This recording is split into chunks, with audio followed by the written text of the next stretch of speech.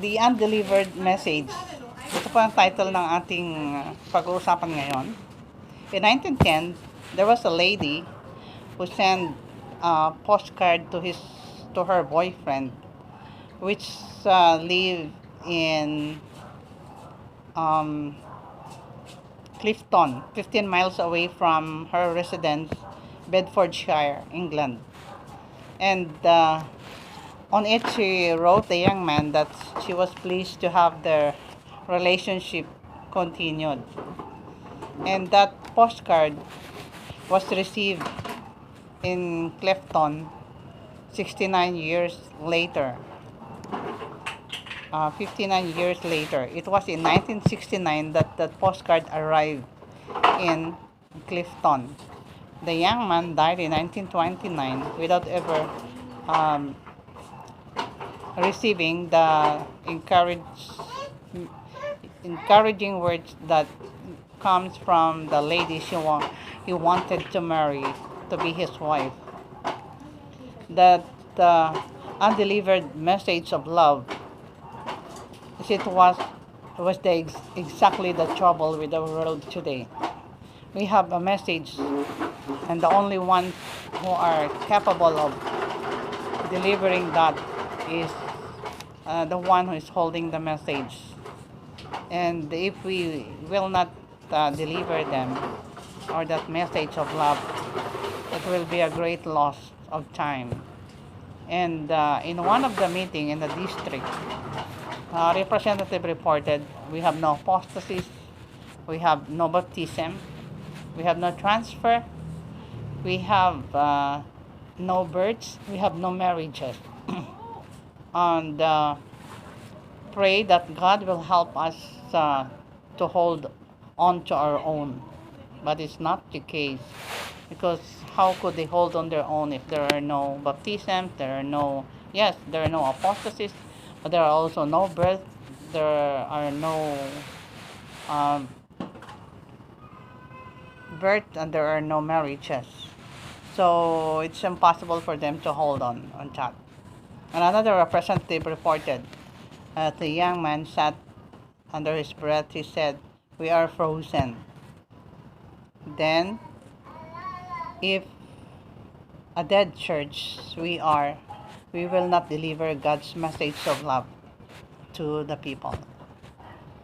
So here, sana hindi maging ganitong situations ng ating mga churches. For we should always be a living church and not a dead one. I remember a story in about a group of fishing vessel that was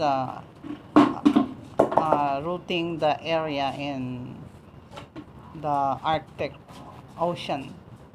And this captain of the Greenland whaling vessel had a strange experience of icebergs and trapped his ship in the Arctic Circle, so that he was able to decide that he's going to throw his anchor and then wait until the morning. And as the day dawned, he spied another ship dimly seen along the harbor, and that ship is much bigger than the ship that he is